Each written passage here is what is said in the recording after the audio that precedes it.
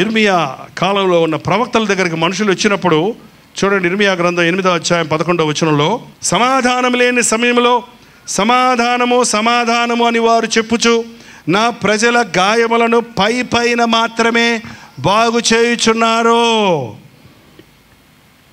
సమాధానము అంటే ఎవరికైనా ఇష్టం ఉండదండి? మీకు సమాధానము కలుగునుగాక అంటే మీకు ఇష్టం ఉండదా? ఏమండి, తాగుబోతాడు వచ్చి ఓ 10,000 రూపాయలు టీవీ ప్రోగ్రాంకి ఇస్తే, దేవుడు నిన్ను, మీ సారాయి బాటిల్ని, నీ భార్య బిడ్డల్ని, మిమ్మల్ని అందరినీ ఆశీర్వదించును గాక, మీ ఫోటో కూడా పెట్టి ప్రార్థన చేస్తే అది రైటేనా? అది రైటేనా? ఏమండి, పేతురు దగ్గరికి ద్రవ్యపు మూట పట్టుకొని వచ్చాడు గారడీ సీమోను. ఈ ద్రవ్యాన్ని తీసుకొని నాకు పరిశుద్ధాత్మ ఇవ్వమంటే ఏమన్నాడు? ఇంతేనయ్యా పరిశుద్ధాత్మ, ఒక మూటకు వస్తాడా? 10 మూటలు తీసుకురా అన్నాడా? ఏమన్నాడండి? ఏమన్నాడు? నీ హృదయము దేవుని ఎదుట సరిలేదు గనుక నీ ద్రవ్యము నీతో పాటు నశించును. డబ్బు కాదండి దేవుడికి ఇచ్చేది. డబ్బు ఇచ్చేవాళ్ళు బోళ్ళ మంది ఉన్నారు, హృదయం ఇచ్చేవాళ్ళు ఎంతమంది ఉన్నారు? హృదయం ఇవ్వని వారు ఇచ్చిన డబ్బులతో సేవ చేస్తేనే నా సేవ ఎక్కడో ఉండేది, ఈ పాటికి ఎక్కడో ఉండేది. పెద్ద పెద్ద బిల్డింగులు కట్టించుకొని BMW కారుల్లో తిరుగుతూ, ఇలాంటి గబ్బు ఇలాంటి చిన్న హాల్లో పెట్టుకుంటాము మనం. ప్యాలెస్ గ్రౌండ్లో పెట్టేస్తాం లక్షలు కట్టేసి. ఏం పోయింది? కానీ నా దేవుడు నాకు చెప్పింది, వెధవరాలి 2 కాసులు ఎంతో విలువైనవి, పేదలు ఇచ్చే విరిగిన హృదయంతో ఇచ్చే కానుకలు ఎంతో విలువైనవి, చిన్న బాలులు ఇచ్చే 5 రొట్టెలు 2 చేపల వంటివి ఎంతో దీవించబడిన కానుకలు. మొదట నీ హృదయం దేవునికి ఇయ్యి, తర్వాత నువ్వు 1,00,000 ఇచ్చినా 10 లక్షలు ఇచ్చినా 1 కోటి ఇచ్చినా అది వేరే సంగతి. హృదయం ఇవ్వకుండా దానికి బదులుగా నేను డబ్బులు ఇస్తాననే విశ్వాసులు ఈ రోజున ఎక్కువ మంది సిద్ధమయ్యారండి. అటువంటి వారిని మెచ్చుకొని బుజ్జగించే బోధకులు ఎంతోమంది సిద్ధమయ్యారు. దయచేసి ఈ విషయమై నన్ను క్షమించండి, నేను అలా ఉండదలుచుకోలేదు. అలా ఉండేవారి విషయంలో హెచ్చరించదలుచుకున్నాను. ఎందుకంటే సమాధానం లేనప్పుడు నీకు సమాధానం అంటే ఎట్ట వస్తుందండి? ముందు నీ భార్యతో సమాధాన పడవయ్యా. అంటే భార్యను వదిలిపెట్టేసి, నేను బిడ్డలను వదిలిపెట్టేసి, నేను చర్చిలో ప్రసంగం చేస్తానంటే, నేను చర్చిలో పరిచర్య చేస్తానంటే, నేను కానుకలు ఇస్తానంటే ఏమన్నా ప్రయోజనం ఉందా?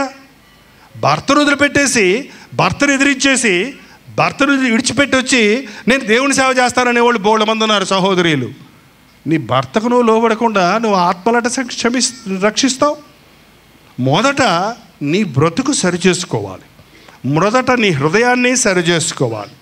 ఈనాటి బోధకులు ఆనాటి ప్రవక్తల వలె సమాధానం లేనప్పుడు సమాధానం అని చెబుతూ వారి గాయాలను పైన మాత్రమే, ఏమంటే క్యాన్సర్ రోగం వచ్చినోడిని పైన నూనె రాసి టిట్ అనేసి పంపించేస్తే వాడు తగ్గిపోద్దా? కొన్ని జబ్బులకి ఆపరేషన్ జరగాలి, లోపట ఉన్న గడ్డలు లేక ఆ సెప్టిక్ అయిన పార్ట్స్ ఏం చేయాలి, వాళ్ళకి తీసేయాలి. అది కష్టమైన ఖర్చు అయినా. అంతేగాని పైన నీళ్ళు మందు రాసేసి బాగైపోయింది పో అంటే ఒకేసారి ఏమైపోతాడు? చచ్చి ఊరుకుంటాడు. ఏంటండి, యేసు ప్రభు దగ్గరికి వచ్చే వాళ్ళందరికీ హార్ట్ ఆపరేషన్ జరగాలండి. అంటే ఈ గుండె ఆపరేషన్ కాదు, ఈ డాక్టర్లు చేసేది కాదు. మనకు ఒక గుండు ఉంది. ఎంతమంది గుండెకాయ ఉందో చేయి చూపించండి చూద్దాం. అబ్బా, ఎక్కడుంది? ఈ టిప్పు అని కొట్టుకునేదా? అది డాక్టర్లు అడిగితే అది వేరు, అది రక్తాన్ని ప్రసరణ చేసేది అంతే అన్నారు. హృదయం ఎక్కడుందో కొంతమంది చదువుకున్న వాళ్ళు చిన్న మెదడు అంటారు. ఎక్కడుందో తెలియదు, కానీ మనందరికీ తెలుసు మనకి హృదయం ఉంది కాబట్టే నా మనసులో బాగోలేదు, నా మనసులో చాలా సంతోషంగా ఉన్నాను, నేను దిగులుతో ఉన్నాను అని ఎక్కడో ఏదో ఉన్నట్టు మనకి ఆ ఫీలింగ్ వస్తుంటుంది చూసారు. అది ముఖ్యమైన కేంద్రం, మనిషికి ముఖ్యమైన కేంద్రం. అక్కడ దేవుడు ఉండటం కోసం దేవుడు మనకి ఇచ్చినటువంటి హృదయం అనే ఆలయం అది. మీరు దేవుని ఆలయం అయి ఉన్నారని మీరు ఎరుగరా?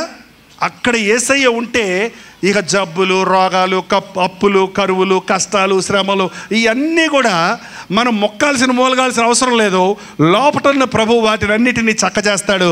యెహోవా నా కాపరి, నాకు లేమి కలగదని దావీదు వలె చెప్పగలుగుతాం. అక్కడ యేసయ్య లేకుండా మనం పైన ఎన్ని రంగులు వేసుకున్నా, పైన ఎన్ని భక్తి వేషాలు వేసినా, పైన ఎన్ని తాత్కాలికమైన ఉపశమనాలు పొందినా సంపూర్ణమైన రక్షణ అనుభవమో లేదు. మానవుని హృదయంలో నుంచి దురాలోచనలని 7వ అధ్యాయం 21వ వచనంలో మార్కు సువార్తలో 13 విషయాలు ఉన్నాయి. ఈ చెడ్డవన్నీ లోపల నుండి వచ్చి మనుషుని పోడు చేస్తూ ఉన్నాయి. ఆ హృదయం మారాలండి. ఆ హృదయం మార్చగలిగిన శక్తి ఏ మందుకు లేదు, ఏ ఆపరేషన్కి లేదు, ఏ డాక్టర్లకి లేదు. హృదయాన్ని మార్చగలిగిన వాడు యేసుక్రీస్తు ఒక్కడే. పరిశుద్ధాత్మను మనకు ఆదరణకర్తగా ఇచ్చాడు దేవుడు. ఆ పరిశుద్ధాత్మ ఒకరి మీదకి వచ్చినప్పుడు ఎగిరి గంతులేస్తారనుకుంటున్నారు, అది వేరే సంగతి. పరిశుద్ధాత్మ ఆనందంలో ఎగిరి గంతులేయటం నిజమైనది ఉంది. కానీ సాతాను పట్టినోడు కూడా గంతులేస్తారు. ఏది ఏ ఆత్మ? అన్ని ఆత్మల నమ్మకం. ఏది పరిశుద్ధాత్మ, ఏది దురాత్మ. దురాత్మ ఎవరిలాగా ఉండటానికి ప్రయత్నిస్తుంది? పరిశుద్ధాత్మలాగా ఉండటానికి. ఏంటంటే దురాత్మ దేవునితో సమానంగా ఉండాలని వెలుగుదూత వేషంలో ఈ రోజున తిరుగుతూ ఉంది. అందుకని అన్ని ఆత్మలను నమ్మొద్దు. పరిశుద్ధాత్మ అనే పేరులోనే ఉంది ఏంటి? పరిశుద్ధత. పరిశుద్ధత లేకుండా పరిశుద్ధాత్మ ఎవరి మీద ఉండరు. ఈ రోజున అనేకులు హృదయ శుద్ధిని ప్రేమించడం లేదు. పై భక్తిని, పై సమాధానాన్ని, తాత్కాలికమైన ఉపశమనాన్ని కోరుకునే వాళ్ళు ఎక్కువయ్యారు. వాటిని ప్రోత్సహించే బోధకులు, సేవకులు మరెక్కువైపోతున్నారు. ఈ రోజున మీరు సంపూర్ణమైన విశ్వాసులుగా మారాలని, అంతరంగంలో మీరు శుద్ధీకరించబడిన వ్యక్తులుగా ఉండాలని, దేవునికి నీ నరులకును మధ్యవర్తి ఎవరండి? పాస్టర్ గారా? జైపాల? ఎబ్బే నేను కాదు. మాకు పంపండి మీ భారాలు, మేము ప్రార్థన చేస్తాం. మీరు చక్కగా నిద్రపోండి, మేము ఉపవాసం ఉండి ప్రార్థన చేస్తాం. మీరు బిర్యానీ తిని నిద్రపోండి అన్నట్టు ఉంది ఈ రోజుల్లో. అది కాదు. నేను ఎప్పుడు చివరిలో టీవీలో చెప్తుంటాను, మీకోసం మేము ప్రార్థిస్తాం, మీ భారాలు పంపండి. ఏం చెప్తాను నేను? మీరు కూడా ప్రార్థన, మీరు అక్కడ మేము ఇక్కడ ప్రార్థన చేస్తే ప్రభు అక్కడ జవాబు. అది ప్రార్థన. ప్రార్థన సేవకులు మీలాంటి వాళ్ళకి సహాయం చేయడానికి మాలాంటి బోధకులు విజ్ఞాపన చేయాలి. మీరు ఒక బరువు మొయ్యలేకపోతే ఎవరన్నా పిలిచి కొంచెం సహాయం చేయమని అడుగుతారు చూసారా?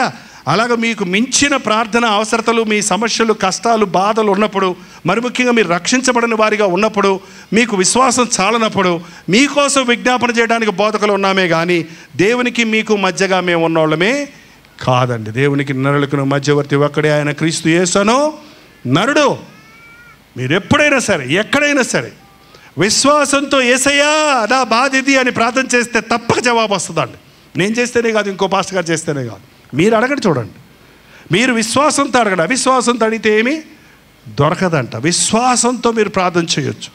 శుద్ధ హృదయంతో మీరు ప్రార్థన చేస్తే, విరిగిన హృదయంతో మీరు ప్రార్థన చేస్తే, విరిగి నలిగిన హృదయాన్ని దేవుడు అలక్ష్యమో చేయడు అని దేవుడు వాక్యం చెప్పండి. పై గాయాలు బాగు చేయటం క్రైస్తవ భక్తి ఈ రోజున చూస్తున్నామండి. పై గాయాలు కాదు, అంతరంగంలో శుద్ధి కావాలి. హెస్కేలు దినాల్లో కూడా అటువంటి పరిస్థితే ఉంది. హెస్కేలు గ్రంథం 13వ అధ్యాయం 10వ వచనము, సమాధానం ఏమీ లేకపోయినను వారు సమాధానమని చెప్పి నా జనులను మోసపుచ్చుచున్నారు. ప్రవక్తలు అంట మోసపుచ్చుతున్నారండి. ఎంత అన్యాయం ఇది! సమాధానం లేకపోయినను సమాధానమని చెప్పి నా జనులను మోసపుచ్చుచున్నారు.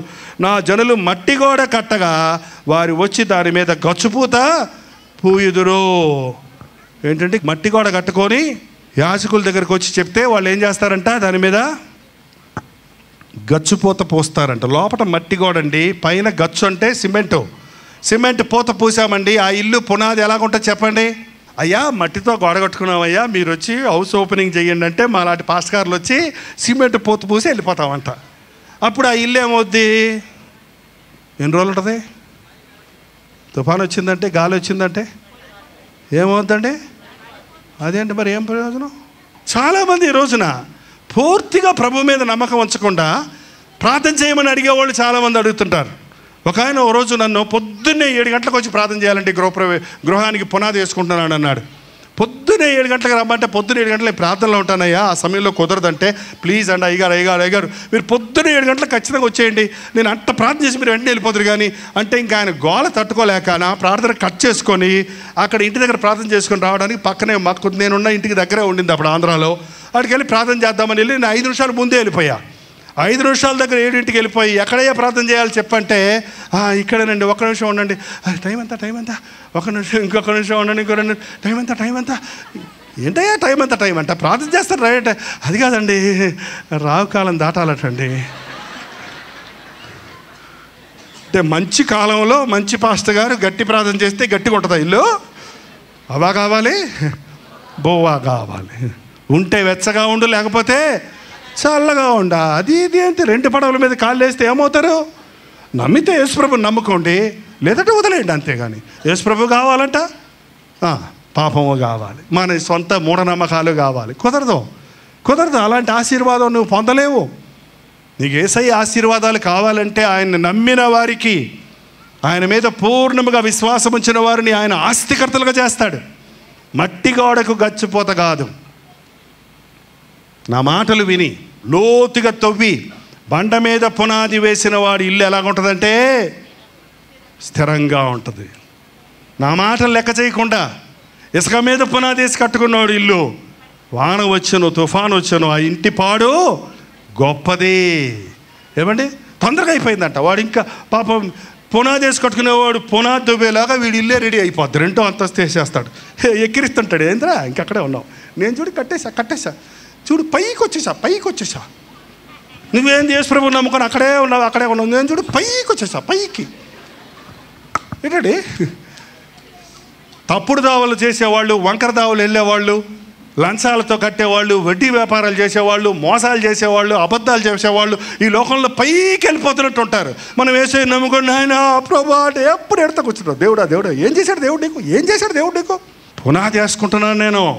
పునాది మీద కట్టిన ఇల్లు ఎలాంటి తుఫాను వచ్చినా, ఎలాంటి శోధనలు వచ్చినా, ఎలాంటి పోరాటాలు వచ్చినా అది పడదో. దాని పునాది బండ మీద ఉంది, యేసయ్య మాట మీద ఉంది, దేవుని చిత్తములో ఉంది. పైకి వెళ్ళిపోదామని ఆలోచించకండి. మారు మనస్సు లేకుండా ఆశీర్వాదం లేదండి. పాపం విడిచిపెట్టకుండా సమాధానం లేదు. ఒక్కటే గుర్తుపెట్టుకోండి, దేవుడు నిన్ను ఆశీర్వదించాలంటే నీ హృదయాన్ని దేవునికి ఇవ్వాలి. నా గ్లాసులో కొంచెం పాలు పోయి లేకపోతే కాఫీ ఇవ్వు అని నేను ఇందులో కాఫీ నింపు అని నేను ప్రార్థన చేస్తుంటే నా గ్లాసు నేను జేబులో పెట్టుకొని కాఫీ నింపు అంటే కుదురుద్దా? నేను గ్లాసు దేవునికి, నా హృదయాన్ని నింపు అంటే నీ హృదయాన్ని దేవునికి ఇవ్వకపోతే ఎలా నింపుతాడు? కొంతమంది ఆల్రెడీ హృదయంలో ఒక గ్లాసులో ముందే నీళ్లు పెట్టుకొని, ఎదుగో నీళ్ళు ఉన్నాయి కదా, ఇది నీళ్ళు కాదు బురద నీళ్ళు అనుకుందాం. ప్రభా నా బురద నీళ్ళలో మంచినీళ్ళు నింపు అంటే ఇందులో మంచినీళ్ళు పోస్తే ఏమవుతాయి? బురద నీళ్ళు అవుతాయి. ఏంటంటే మన హృదయం సరిలేకపోతే దేవుడు అందరిని ఆశీర్వదిస్తున్నాడండి, ఒక్కరిని కాదు. జైపాల్నో లేకపోతే ఇంకొక పాస్టర్నో ఇంకొక పెద్ద విశ్వాసనో ఇంకొక మంచి అందరిని ఆశీర్వదిస్తున్నాడు ఆయన. ఆయనకి పక్షపాతమే లేదు. నన్ను అందరినీ సమానంగా ప్రేమిస్తున్నాడు, అందరినీ ఆశీర్వదిస్తున్నాడు. కానీ నాకు ఆశీర్వాదాలు మిగలటం లేదు అని ఎవరన్నా అన్నారంటే, ఒక కుండలో ఎన్ని నీళ్లు పోసినా నిండటం లేదంటే దానికి కారణం ఏంటి చెప్పండి? చిల్లు ఉంది దానికి. ఏమంటే ఆ చిల్లులో నుంచి పోసిన ఆశీర్వాదాలన్నీ పోతూనే ఉన్నాయి. దేవుడు నీకు ఇచ్చిన ఆశీర్వాదాలు ఏమైపోతున్నాయి? పోతున్నాయి. అందుకే ముందు నీ కుండ సరి చేసుకోవాలి, నీ గుండె సరి చేసుకోవాలి, నీ హృదయాన్ని ఖాళీ చేసుకోవాలి. పరిశుద్ధాత్ముడు మీ మీదకి వచ్చినప్పుడు తీర్పుని గురించి, పాపముని గురించి, నీతిని గురించి మిమ్మల్ని ఒప్పింపజేస్తాడని బైబిల్లో రాయబడి ఉంది.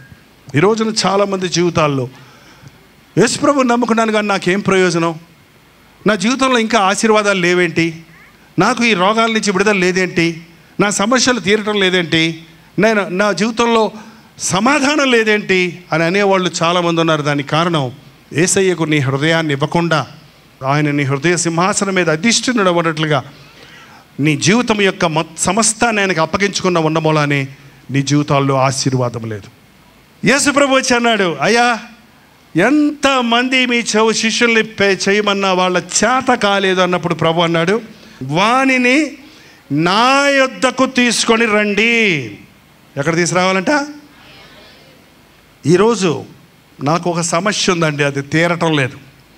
నాకు రోగం ఉందండి, అది స్వస్థపడటం లేదు. నాకు ఒక కోర్టు వ్యవహారం ఉంది, దాంట్లో విడుదల లేదు. నేను చదువుకున్నాను, ఒక ఉద్యోగం దొరకలేదు. ఇంటర్వ్యూకి వెళ్తే సెలెక్ట్ అవ్వటం లేదు. పరీక్షలు రాస్తే పాస్ అవ్వటం లేదు. ఈ అబ్బాయికి పెళ్ళి అవటం లేదు.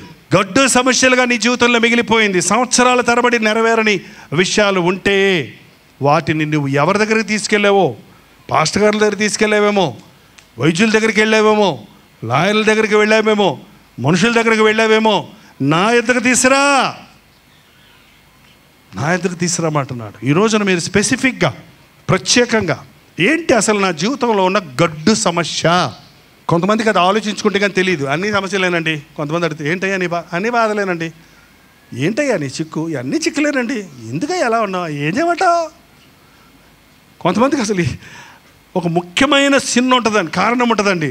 దానివల్లే మిగిలినన్నీ డిజార్డర్ అవుతాయి. చూసారా? ఒక ముఖ్యమైన విషయంలో నీకు ఆటంకం ఉంది, దానిని బట్టి మిగిలిన అన్ని చిరాకులు అయిపోతాయండి. దీనికి ముఖ్యమైన కారణం ఎక్కడను తెలుసుకుంటే యేసయ్య అక్కడ బాగు చేస్తాడు. మన యేసయ్య దగ్గరికి వెళ్ళి మనం ఏం చేయాలి?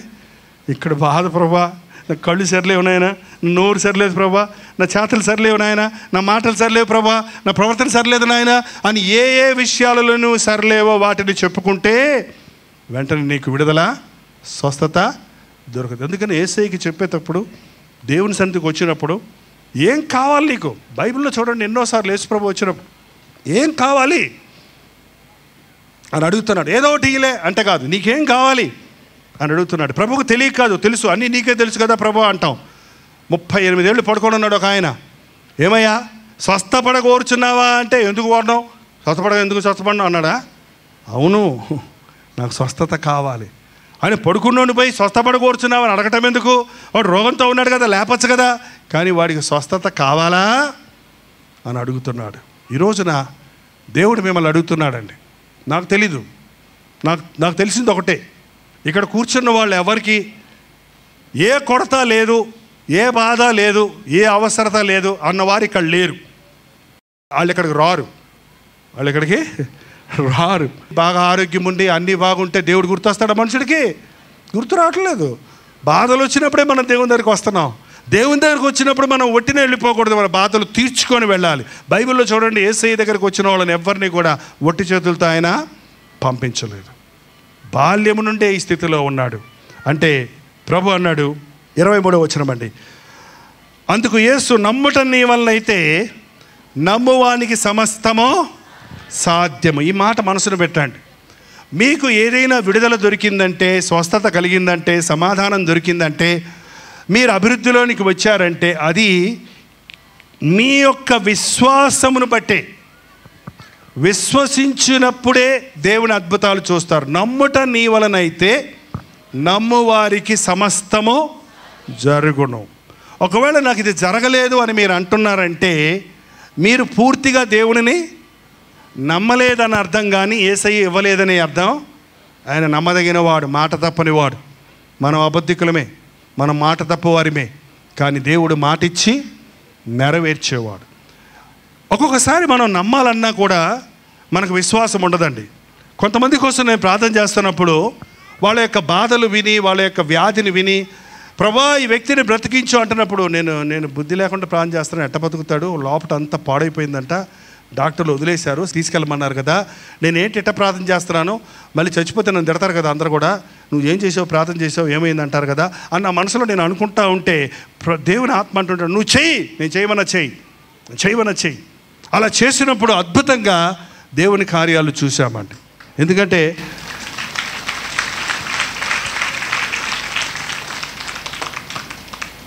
కొన్నిసార్లు మీరు అనుకుంటారు పాస్టర్ గారులు అంటే పై నుండి ఆకాశం నుంచి దూతల్లా దిగొచ్చిన వాళ్ళు, వాళ్ళకి మనలాంటి శోధనలు ఉండవు, మనలాంటి పోరాటాలు ఉండవు, మనలాంటి కష్టాలు అసలే ఉండవు, మనలాంటి అవిశ్వాసం అస్సలు అయ్యగారికి ఉండదు. అయ్యగారికి ఎందుకు అవిశ్వాసం ఉంటుంది అని అనుకుంటారేమో, కానీ మేము మీలాంటి మనుషులమే. మేము దేవుని మీద ఆనుకుంటేనే, దేవునితో సహవాసం చేస్తేనే, దేవుని యందు విశ్వాసం ఉంచితేనే దేవుని కార్యాలను చూడగలుగుతాం. చాలామంది విశ్వాసం నుండి తప్పిపోయి వారి అనుభవంతో సేవ చేస్తున్నారు. అనుభవ జ్ఞానం సేవకు పనికిరాదండి. సేవ చేయడానికి కావాల్సింది విశ్వాసం, అద్భుతాలు చూడటానికి కావాల్సింది విశ్వాసం. కొన్నిసార్లు మన విశ్వాసం చాలనప్పుడు, మనకు అవిశ్వాసం వస్తున్నప్పుడు ఈ తండ్రి చేసిన ప్రార్థన చేయాలి. ఏమన్నాడు చూడండి ఆయన, నమ్ముట నీ వలన అయితే నమ్మువారికి సమస్తం సాధ్యం అన్నప్పుడు ఏమన్నాడు చూడండి, వెంటనే ఆ చిన్నవాని తండ్రి నమ్ముచున్నాను, నాకు అపనమ్మకము లేకుండా సహాయము చేయి. నమ్ముతున్నాను ప్రభా, నాకు అపనమ్మకం లేకుండా ఎవరు సహాయం చేయాలి? అమ్మ నాయన పాస్టర్ గారా, నువ్వే సహాయం చేయి.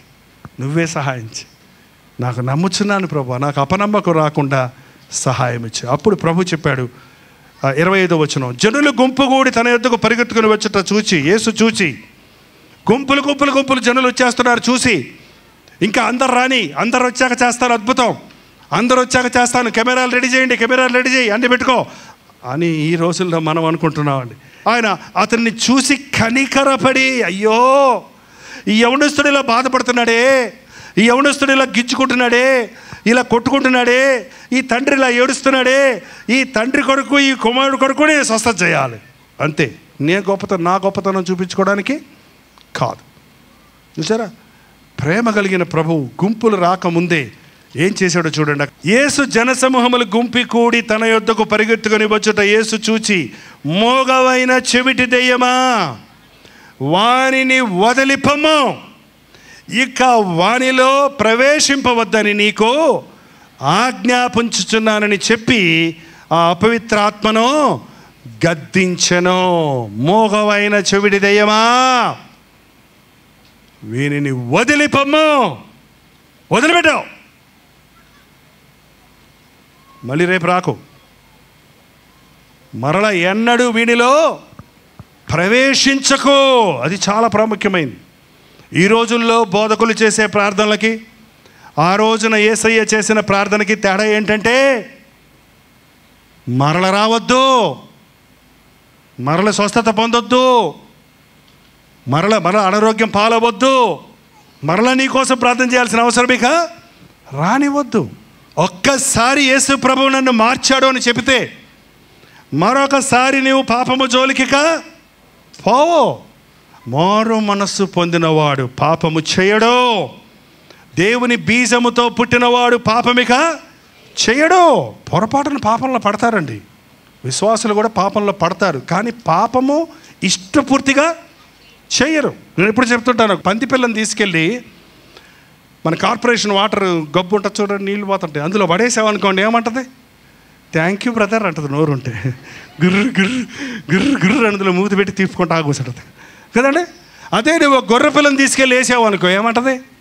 ఎవడరా నువ్వు నన్ను ఎక్కడ పడేసావు అని గురుగురు అంటుంది. అక్కడ ఎంత తొందరగా లేవగలతో ఆ గుంటలో నుంచి బయటికి లేచి దులుపుకుంటూ దూరంగా పారిపోయి ఆ మురికి నుండి విడుదల పొందాలని ఆశపడద్ది. దేవుని బిడ్డలు పాపంలో ఉన్నోళ్ళు పాపంలో పరవశిస్తారండి, కానీ దేవుని బిడ్డలు పొరపాటున ఒక శోధనలో పడితే, ఒక పాపంలో పడితే దాని నుంచి విడుదల పొందే వరకు గోల పెడతారు. దావీదు మంచి భక్తుడండి, పాపంలో పడ్డాడు. పాపం ఒక్క సీన్ చూశాడు, మేడ మీద నుంచి కింద స్నానం చేస్తున్న ఒక నగ్నమైన స్త్రీ దృశ్యాన్ని చూశాడు, అంతే పాడైపోయింది ఆయన హృదయం. పాపం దావీదు భక్తుడు, మంచి భక్తుడు, మరకైపోయింది ఆయన జీవితంలో, పెద్ద మచ్చ అయిపోయింది ఆయన బ్రతుకులో.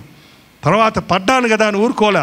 ఎప్పుడైతే నాతాను ప్రవక్త వచ్చి హెచ్చరించాడో రొమ్ము కొట్టుకొని ఏడ్చాడు, దేవా నీ సన్నిధిలో నుంచి నన్ను తోసివేయకు, నీ పరిశుద్ధాత్మ నాలోంచి తీసివేయకు, నా పాపం పోనట్లుగా నన్ను బాగా కడుగు, నిదిగో నేను విరిగిన హృదయంతో నీ సన్నిధికి వస్తున్నాను, నన్ను అంగీకరించని కన్నీరు గార్చి దేవుడిచ్చే క్షమాపణను పొందాడు. ఎవరి అతిక్రమములు క్షమించబడనో వాడు ధన్యుడు అని చెప్పి తన పాపాన్ని ఒప్పుకొని క్షమించబడ్డాడు. కాబట్టి కొత్త నిబంధనలో ఆయన గురించి దేవునికి నా హృదయానుసారమైన వాడు దావీదు అని దేవుడు చెప్పగలిగాడు. ఒకవేళ పొరపాటున మీరు ఏమైనా పాపంలో పడి ఉంటే ఎంత త్వరగా వీలైతే అంత త్వరగా మీరు దాని నుంచి విడుదల పొందడానికి ప్రార్థించండి. అలాంటి సమయాల్లో మీ పాపము కొరకు పశ్చాత్తాపడండి. ఒక్కసారి విడిపించబడితే మరల విడిపించబడవలసిన అవసరం లేదు. బాప్తీసం ఒకటే, దేవుడు ఒక్కడే, రక్షణ ఒక్కటే, పరలోకం ఒక్కటే, క్రీస్తు ఒక్కడే. మనం ఇన్ని సంఘాలు ఇన్ని ఊర్లు తిరగక్కర్లా. నీ అంతరంగంలో మార్పు కలిగిందంటే నీవు ఎక్కడుంటే అక్కడ ఆశీర్వదించబడిన వ్యక్తిగా ఉంటావు. ఈరోజు మీ ఇంటికి ప్రభువును తీసుకుని వెళ్ళాలి. ఈరోజు మీరు రక్షించబడాలి, మీ హృదయాలు మారాలి.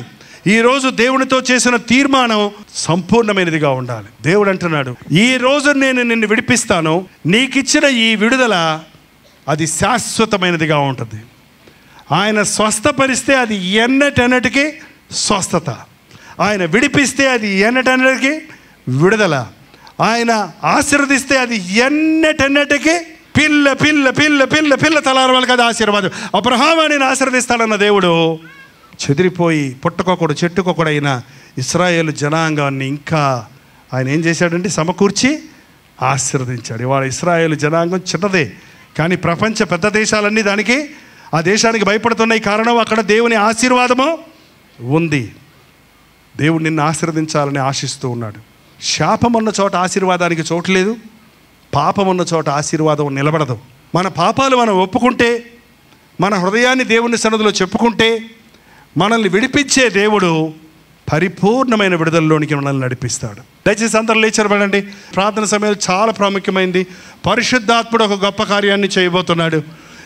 ఎవరూ నీ జీవితంలో చేయలేని కార్యము, ఎవరి చేతగాని కార్యము యేసు ప్రభు ఈ రాత్రి నీకు చేయాలని ఆశపడుతున్నాడు.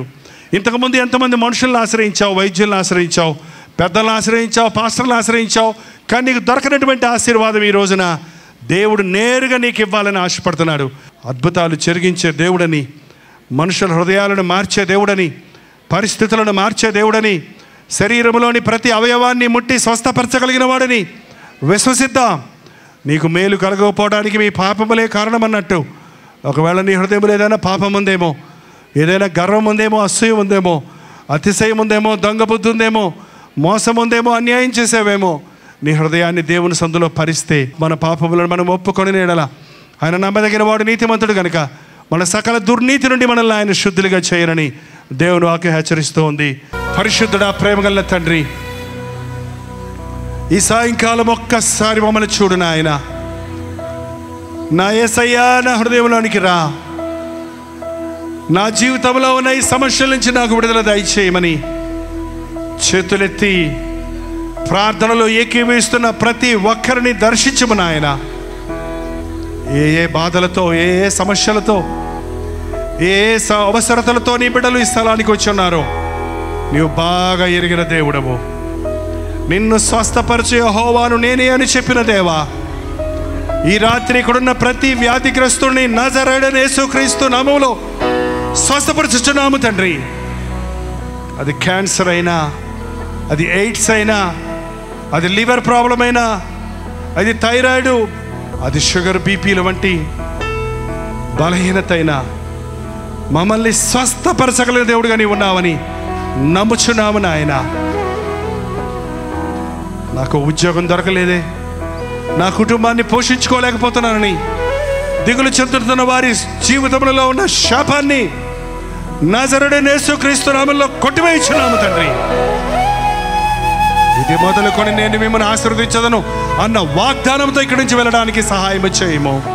ఎవరెవరి బాధ ఏదో, ఎవరెవరి అవసరత ఏదో బాగా ఎరిగిన యేసు ప్రభువా, నీ గాయపడిన హస్తమును చాపి ప్రతి ఒక్కరిని దర్శించము నాయన.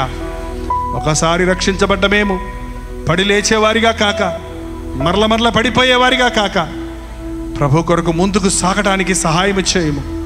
ఈ రాత్రి మేము పొందిన ఆశీర్వాదము నీ రాకడ వరకు నిలిచి ఉండడానికి, నిన్ను ముఖాముఖిగా మేము నిన్ను చూచు వరకు మా హృదయ శుద్ధిని కాపాడుకోవడానికి, మా విశ్వాసమును కాపాడుకున్నటకు, భయముతో వణుకుతో మా రక్షణ కొనసాగించుకున్నటకు మా ఒక్కొక్కరికి నీ సహాయము చేయమని యేసు క్రీస్తు నామములో అడుగుచున్నాము తండ్రి. మన తండ్రి అయిన దేవుని యొక్క ప్రేమయు, కుమారుడైన క్రీస్తు యొక్క కృపయు, ఆదరణకర్త అయిన పరిశుద్ధాత్మ యొక్క సహవాసమును కుడి వచ్చిన మనందరికీ ఇప్పుడునో సదాకాలమును తోడైయుండునుగాక. ఆమేన్, ఆమేన్, ఆమేన్.